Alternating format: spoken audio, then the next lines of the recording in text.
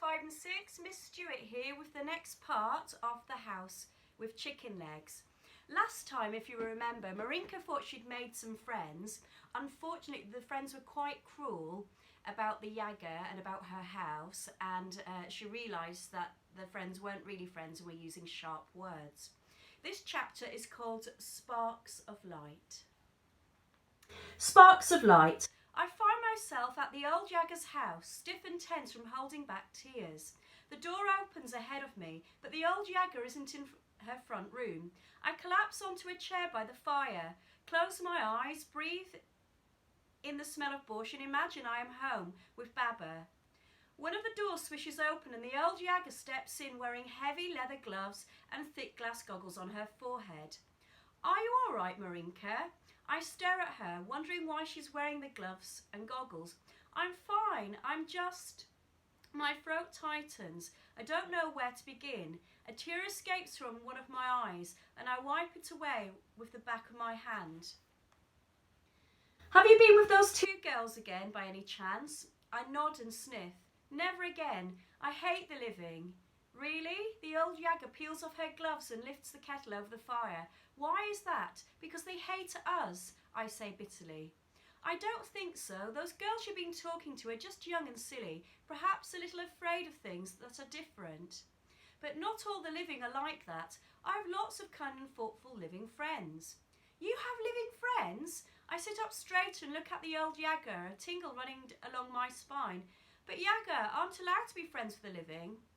No, not really, no. So I'd rather you didn't tell anyone, but I like the living. That's why I chose to settle in the market where my house retired.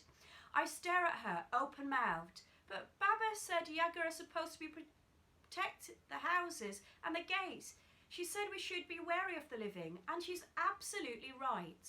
The old Jager pours some tea and beckons me over to the table. I've got myself into trouble more times than once by talking to the living. So why do you do it? Same reason as you do, I suspect. I look down at my tea. The old Jager seems so happy with her life that I doubt she talks to the living for the same reasons as me, because she wants to escape her destiny and her loneliness and join them. But I can't tell the old Jager that because I'm supposed to be convincing her that I want to be the next guardian. I realise being friends with the living isn't worth it, I say firmly. I'd rather have no friends than friends like Lamia and Salma. Those girls can be pretty cruel, the old Jager agrees.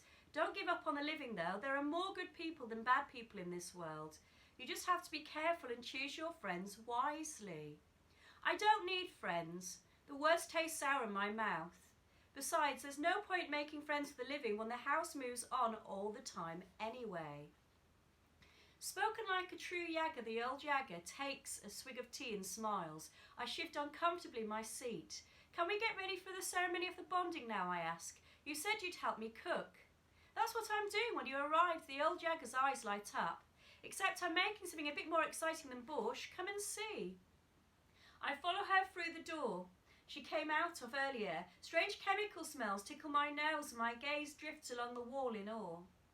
Huge copper pots and pipes fill one side of the room. They are held firmly in place by shoots, roots and vines growing around them. The other side of the room is dominated by long wooden benches. Above it, the house has grown shelves that are packed with all kinds of glass containers with tightly coiled tendrils wrapped around them.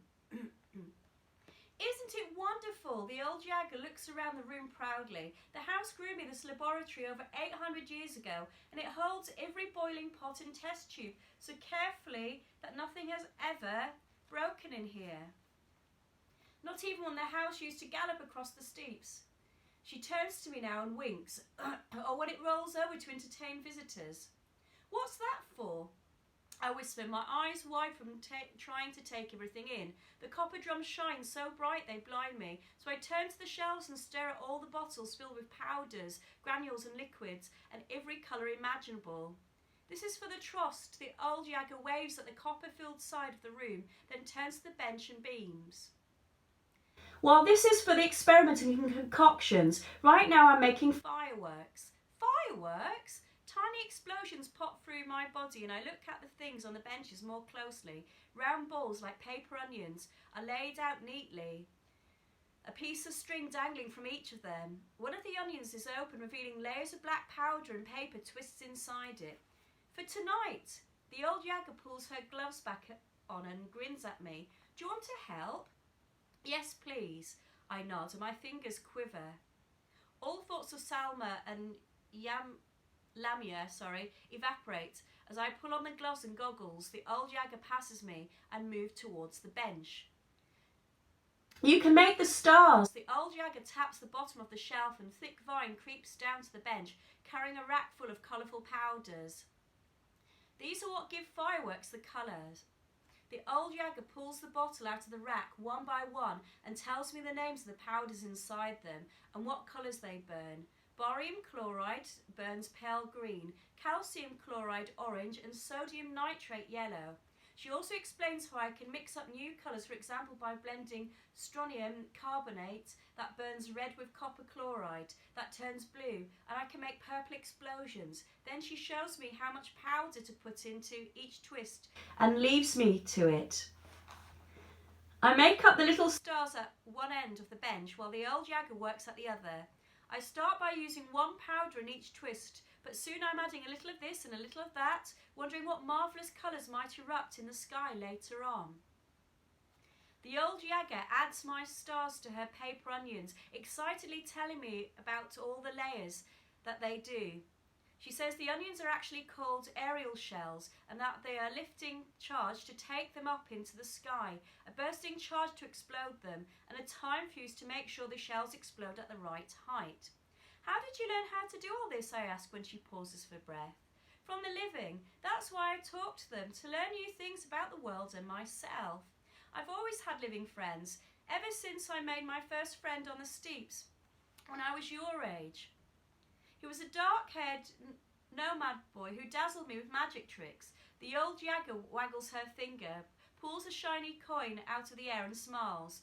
But I learnt firework making much later from Master Geo in the Far East. I've always loved chemistry, although back then, centuries ago, it wasn't called chemistry. I studied alchemy with monks and scholars from many different lands. We knew so little in those days. We were convinced we could make gold using eggshells and manure. You can't imagine the stink in here when we experimented. She laughs, her eyes sparkling. Things have come a long way since then.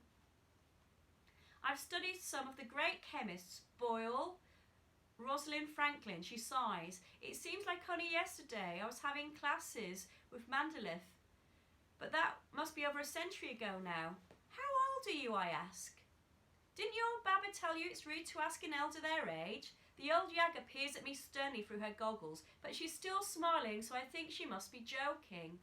I'm sorry, I blush. Baba told me you were an ancient elder, but I never really thought about what that means. I just figured you were old and wise or something. Old, yes. Ancient elders are Jagger who have lived more than 1,000 years. But wisdom doesn't always come with age, although I'd like to think I've learnt a few things over the years. Like chemistry, the old Jagger nods. You have to fill your time with more than just guiding the dead. Your Baba always liked music, didn't she?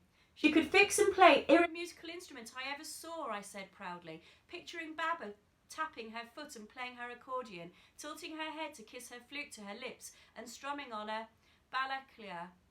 I blink away the welling tears and remind myself that tonight I'm going to bring her home. What about you, the old Jagger asks. What do you like to do? I put down the star I've just twisted and think. My mouth tightens into a thin line because I don't know what I like to do. There are the everyday things, of course, like reading and daydreaming, but I don't have a passion. Not like Benjamin with his art, or Nina with her plants and animals, the old Jagger with her chemistry, or Baba with her music. Sparks flash in my mind as I realise that it's what I want to do. I want to explore the world, to try new things, to find out what my passion is. But to do that, I need to bring Baba home, so she can be the guardian instead of me. I just want to be a guardian, I lie, thinking about the ceremony tonight and finding Baba. The old Jagger pulls off her gloves and goggles and admires the neat stack of shells in front of us.